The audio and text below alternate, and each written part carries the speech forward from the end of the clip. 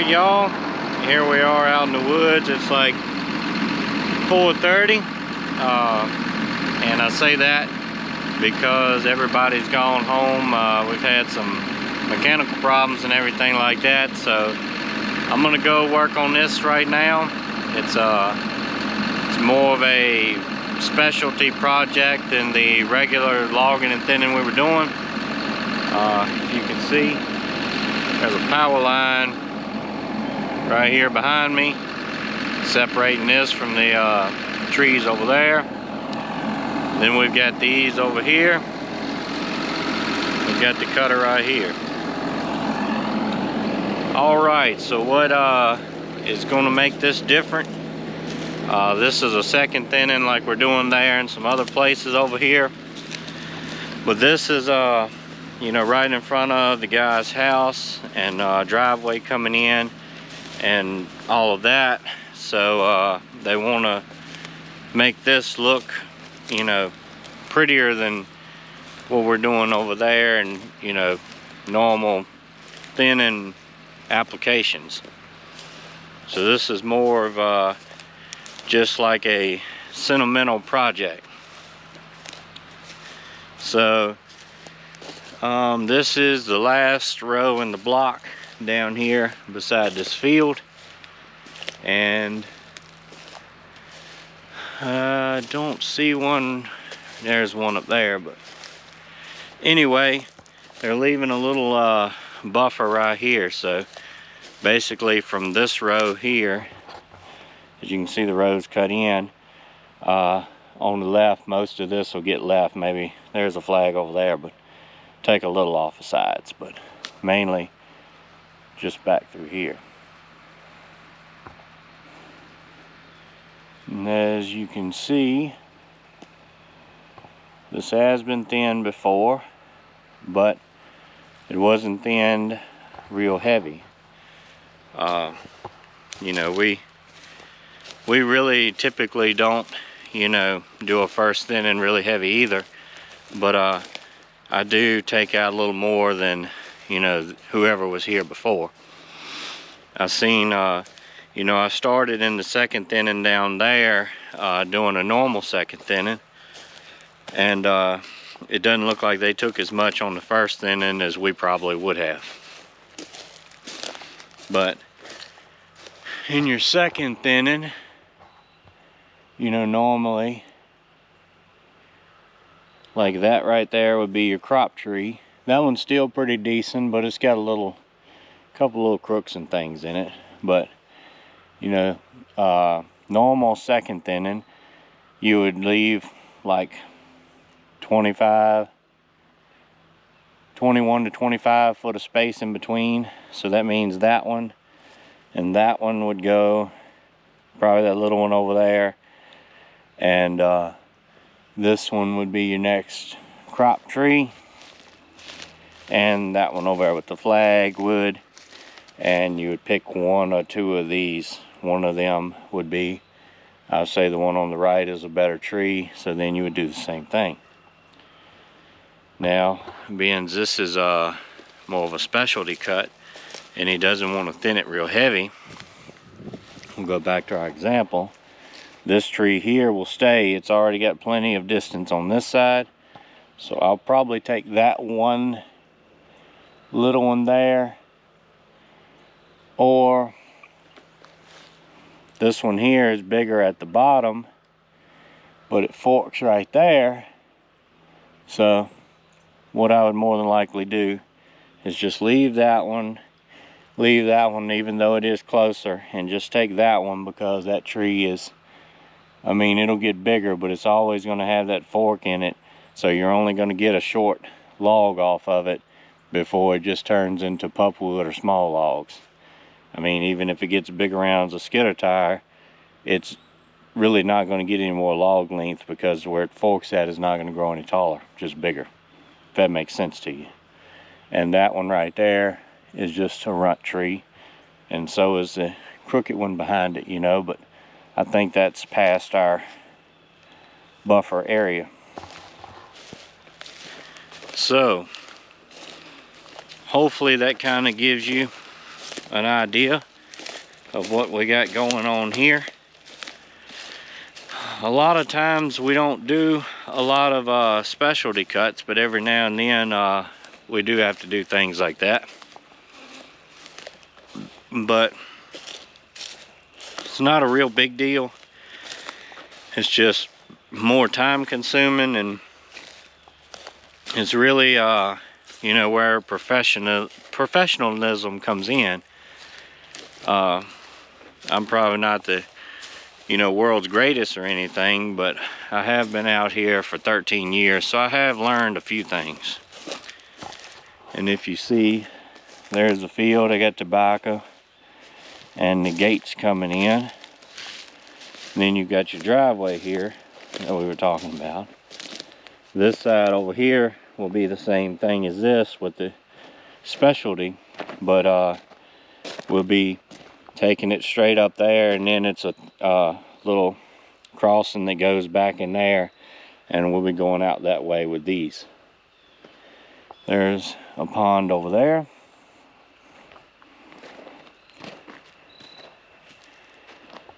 As you see, there's a big nice tree there. We'll try to come in and take that crooked one out without trying to get too invasive in here.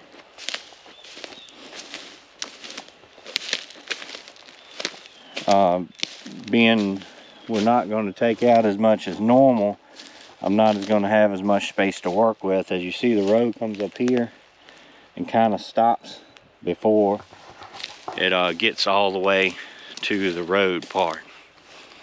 So anyway, I guess we'll see what we can do and get ready to start cutting. Alright y'all, we're getting started here, and hopefully you can see what we got going on here. It's a little ways through here to the end of the road there, and the flag's over there to where we can cut, but you know, they didn't cut the row in here all the way, so I'll just cut a couple around here instead of, you know, cutting a, you know, new path through there. And as you can see on the small screen here, the sun is directly behind us, which poses a problem when you're backing up and going around trees. But at least we can see forward pretty good. So we'll probably leave that tree there for a crop tree. And this one over here is a pretty good tree. I'd like to take the one behind it, but I don't think we can quite get around there to that one. So let's see if we can sneak through here. Again, I'd like to take that one on the left, if you can see it or not, but we'll settle for this one.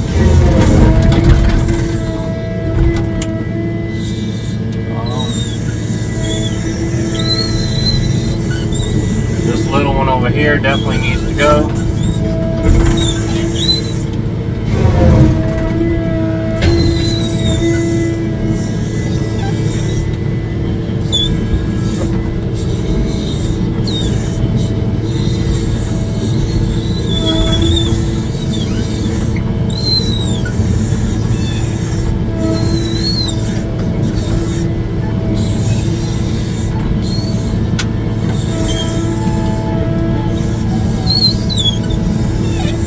About to start raining tree limbs on us.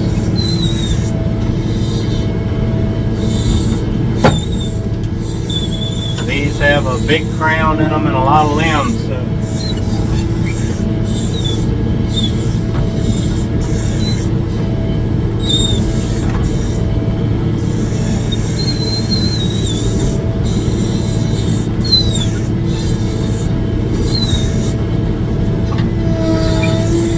Normally we don't have to back up this far,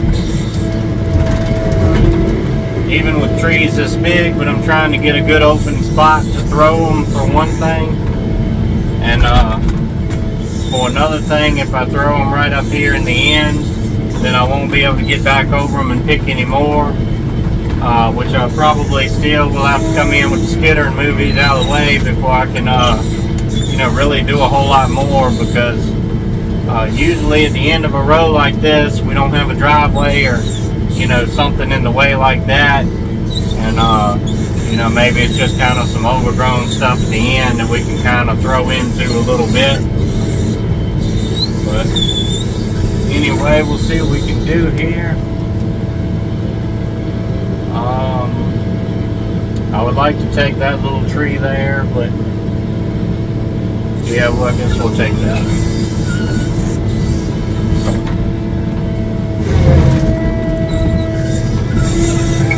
And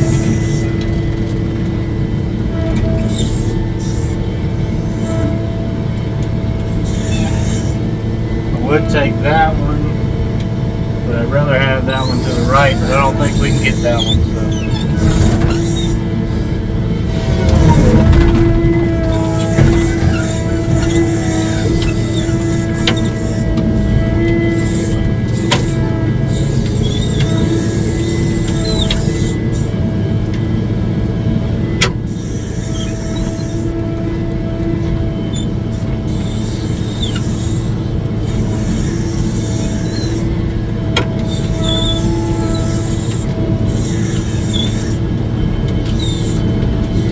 Like to have one of those backup cameras like skid steers have, but I don't know how much they cost.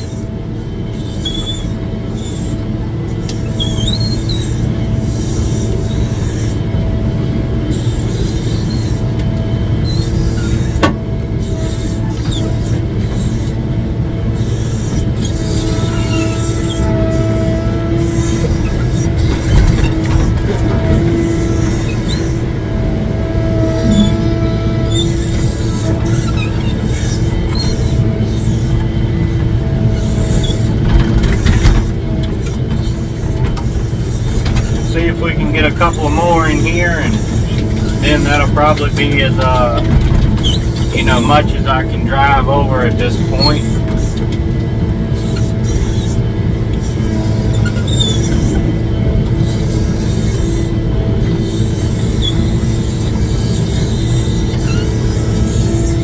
We'll take this really small one here.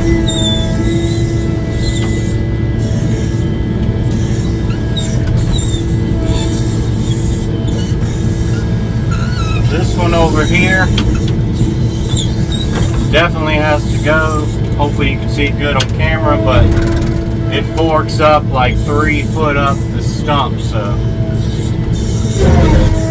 it doesn't matter if this tree stays 100 more years, it'll never amount to anything.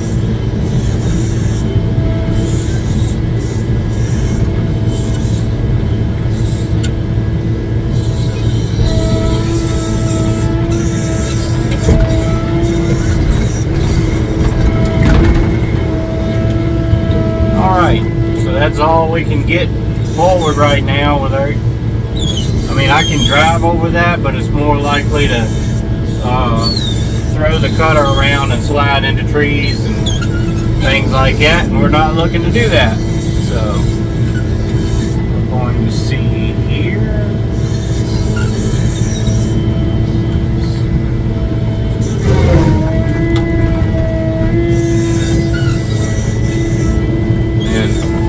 This one here is a forked tree.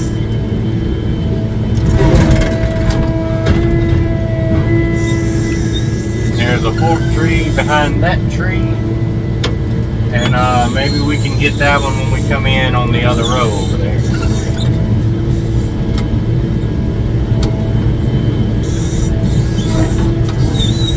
Some of them are just impossible to get. Some of them you just have to come in from another side.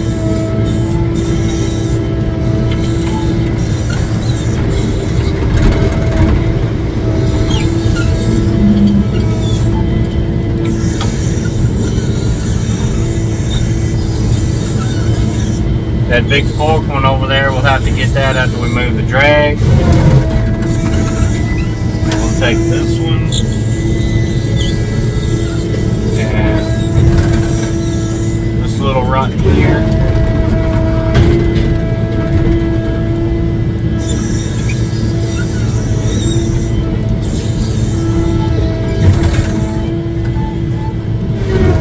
This rut here.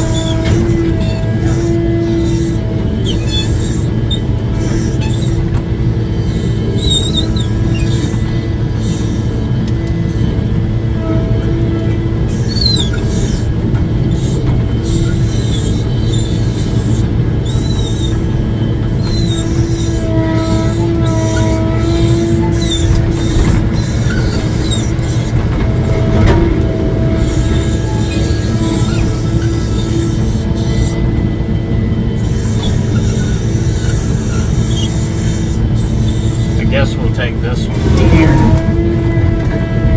If we was normal thinning, I would take the one directly behind it and the one over there on the right.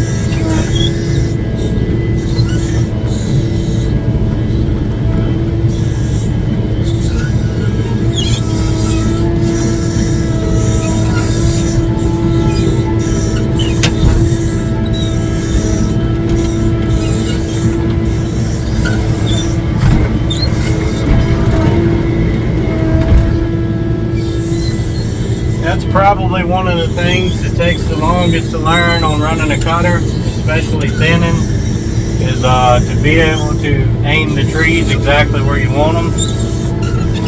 Now this one here is a perfect example of what we want to take out.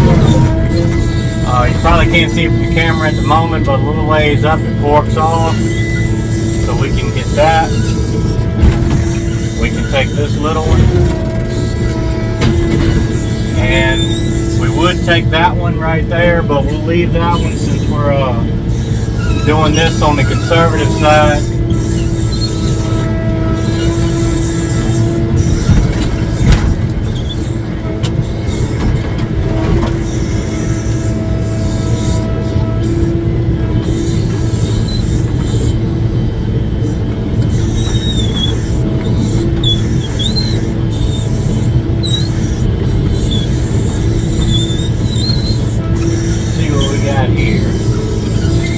Alright, so we got a fork on the left and the right. This one here is a perfect opportunity to take out.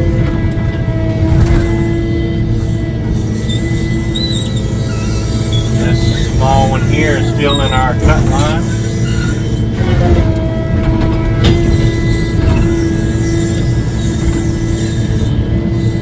Usually I can cut a couple more trees in the head at a time, but again, since we're being careful and conservative, sometimes when you get too many in there, they'll get hung in the tops and it'll tilt the head over and the hydraulics ain't strong enough to bring it back. So you just have to let them go at that point.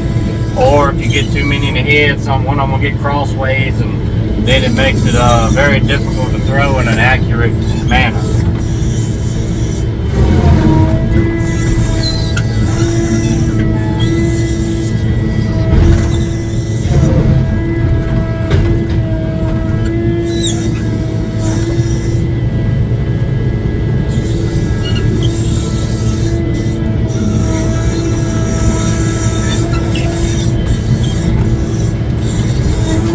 see they're trying to fork out on me now.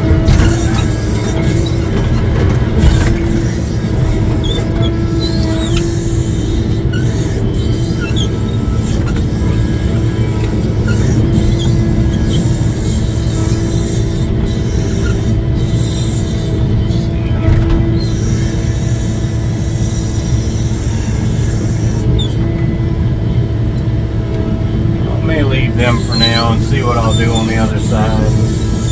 Guess I'll probably take this middle one out to open the crown up a little bit. Maybe I can leave that one and get the one behind it on the other side.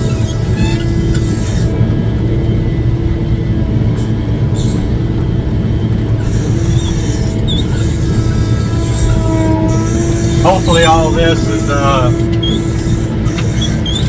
the way the guy wants it done. It's always, you know, hard to do it unless you know exactly what they're looking for.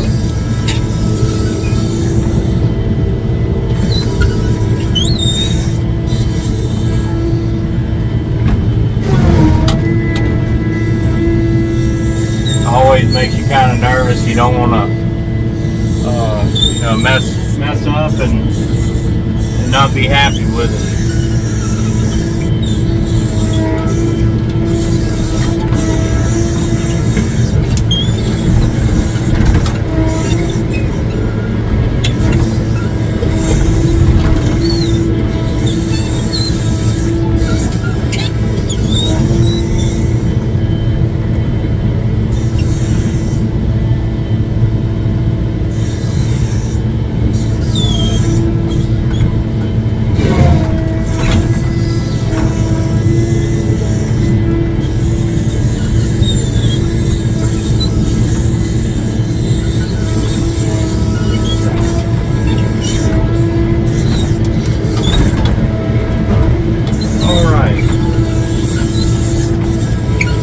One tree right there.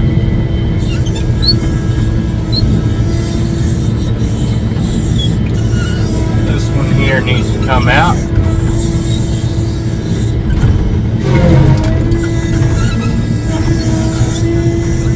Sometimes you do have to, you know, mostly when we work the cutter in a straight, in like a V path.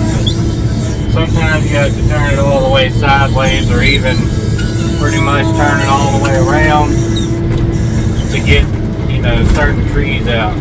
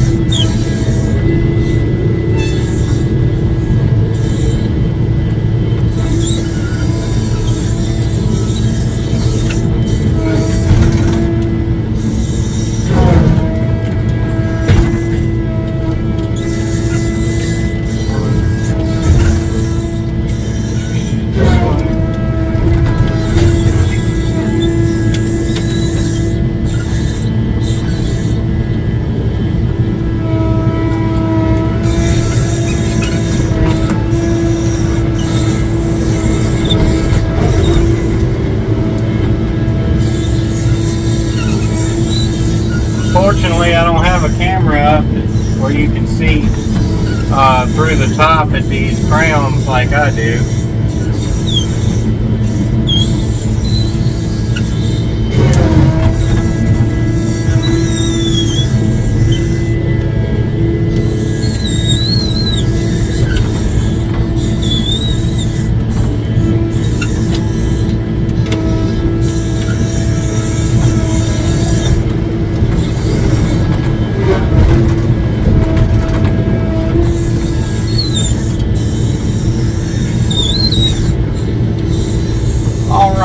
you can see in your camera, both of those trees on the left and the right are bad trees. See those big holes and rotten spots in it. But I don't think we can take both of them without making it look too bad. I'm going to take the one on the left because you couldn't see it as good as I could. But if you see in the camera, it's, you know, about 10 foot up the tree. It's got that, you know, rotten spot. And, you know, I could see it better on the back side than front here with the camera. We'll take that one. And, well, a few trees around. I guess we'll go ahead and get this one too. Really not a, you know, point to leave something like that in here because it's basically just going to die and fall down anyway. Take that.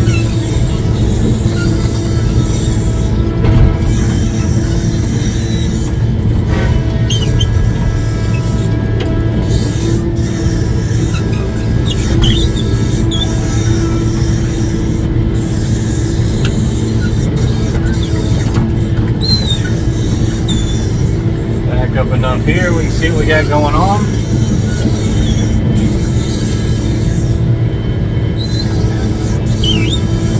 Take this one. This one looks to have one of those bad places at the bottom of it.